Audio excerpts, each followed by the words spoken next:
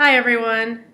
Thanks for those of you who are using the Google Docs. I will definitely be taking another look at those on Monday to share some feedback with you, and I know that Eric has been in there and looking at them as well.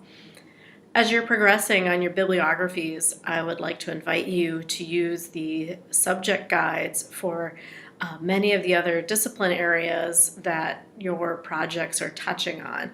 So whether it's sociology or psychology or political science, know that there are a lot of other resources that are specific to those disciplines that can have good content for your paper in religious studies.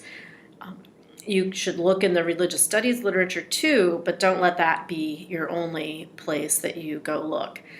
We'll be talking more about that on Thursday when we talk more about using these other supplemental, or I call them secondary, discipline materials, sociology or anthropology. But there's just as much good writing that influences what you can work on in those areas as in the religious studies. You just have to remember and keep in mind that your paper is about a religious topic, and it can be very easy to move into more of the meat of your other discipline that you might be working in.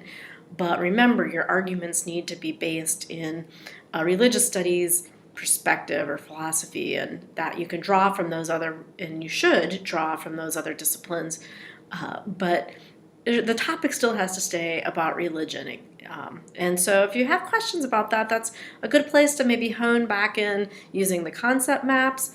Also asking yourself those kinds of questions as you're going through materials, trying to decide if they're going to be useful for you.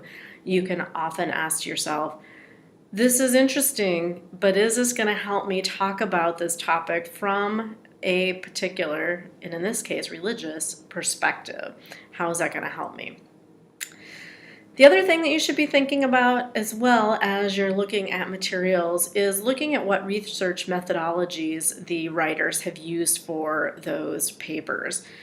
What are they doing to get their data, get their information? Are they looking at other people's writings? Are they doing text analysis?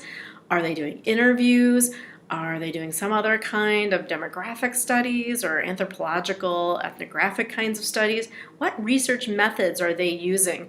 And you should be asking yourself in the back of your head, or in the front of your head too, very intentionally, how will I use that? Can I use that? Can I replicate some or part or all of the research methodology that this particular writer used for my own use in this particular project?